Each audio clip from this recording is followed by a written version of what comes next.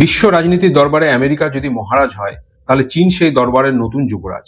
আগামী দিনে ক্ষমতার রাজমুকুট যে চীনের মাথাতেই উঠতে চলেছে, এ ব্যাপারে এখন কোনো সন্দেহ থাকার কথা নয়। কিন্তু বর্তমানে আমেরিকায় এখনো পর্যন্ত মহারাজ, কারণ আমেরিকার জাতীয় বার্ষিক জিডিপি 30.51 ট্রিলিয়ন, মানে 30 ট্রিলিয়নের কিছু বেশি। সেখানে চীনের জাতীয় বার্ষিক জিডিপি 19.23 ট্রিলিয়ন, মানে প্রায় 20 ট্রিলিয়নের কাছাকাছি। পার্থক্যটা মাত্র 10 ট্রিলিয়নের। এখন চীন আগামী 5 থেকে 10 বছরের মধ্যে আমেরিকাকে ছাড়িয়ে যাওয়ার পরিকল্পনা করেছে, এবং এটা যে সম্ভব হবে সেটা সোশ্যাল মিডিয়াতে ছড়িয়ে থাকা চীনের উন্নয়নের বিভিন্ন ভিডিও দেখলেই তা সহজে বোঝা যায়। আমেরিকা যে আর পেরে উঠছে না, তার কারণ আমেরিকার জনসংখ্যা প্রায় 35 কোটি, সেখানে চীনের জনসংখ্যা 142 কোটি। চীনের ক্ষমতা যে একদিন আমেরিকাকে টপকে যাবে, সে সম্ভাবনা তৈরি হয় তাদের বিপুল জনসংখ্যার মধ্যে দিয়ে। চীন নিজের দেশের জনসংখ্যাকে তাদের শক্তির মুখ্য কেন্দ্রে রাখার জন্য তারা শিক্ষা, মেধা এবং শ্রমকে প্রাধান্য দিয়ে বিশ্বের সবচেয়ে দ্রুত উন্নয়নকারী দেশে পরিণত হয়েছে। এর সুফল পাচ্ছে সে দেশের নাগরিকরা। কিন্তু আমেরিকার 35 কোটি জনসংখ্যা নিয়ে 30 ট্রিলিয়নের অর্থনীতিতে পরিণত হওয়া কম আশ্চর্যের নয়।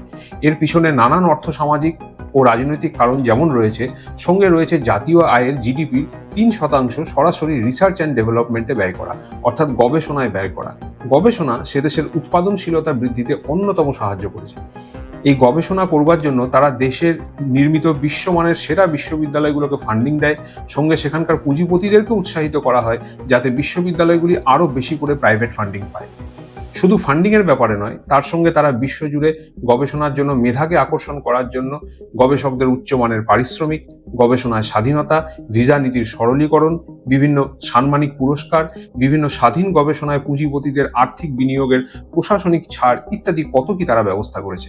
এছাড়াও তারা গবেষণায় ব্যর্থতাকেও স্বীকৃতি দিয়েছে, অর্থাৎ একটি গবেষণা বিফলে গেলে আরও ফান্ডিং করে তাকে অন্য গবেষণায় উৎসাহিত করা। নিজেদের দেশ ছাড়াও পৃথিবীর প্রথম সারির অন্যান্য দেশের বিশ্ববিদ্যালয়গুলিতেও তারা গবেষণার জন্য ফান্ডিং দেয়, এবং তারা সেখানকার ওই পরীক্ষালব্ধ ফলের ওপর অধিকার অর্জন করে।